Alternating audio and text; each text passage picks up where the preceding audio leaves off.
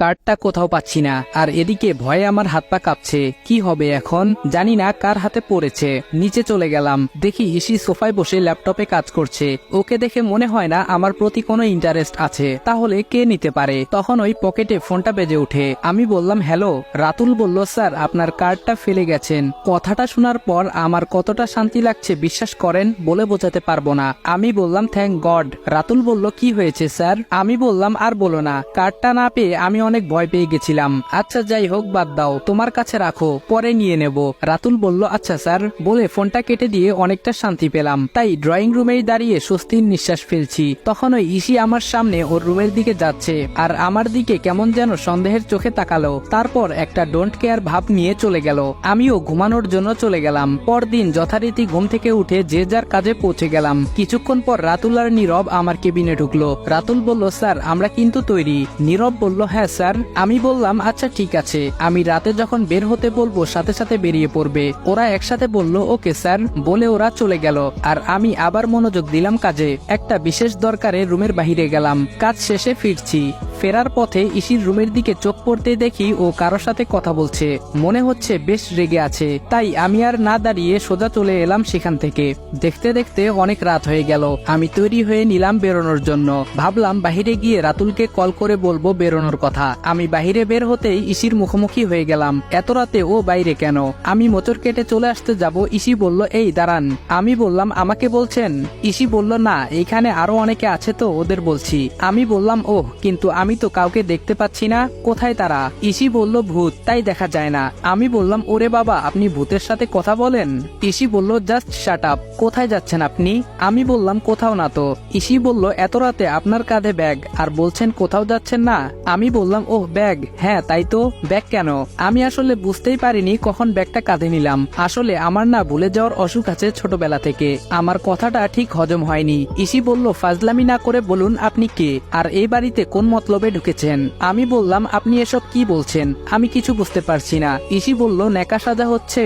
আমি বললাম বিশ্বাস করুন, আমি সত্যি কোনো মতলবে আসিনি। ইসি বলল আচ্ছা তাহলে চলুন, ব্যাগ নিয়ে কোথায় যাচ্ছিলেন আমিও যাব। আমি বললাম আমার না ঘুম পাইছে, আমি রুমে যাই কেমন, আপনিও আসেন। বলেই রুমে চলে এলাম। এসে কাঁধ থেকে ব্যাগটা ছুঁড়ে বিছানায় ফেলে দিলাম। রাগে আমার গা জ্বলে যাচ্ছে।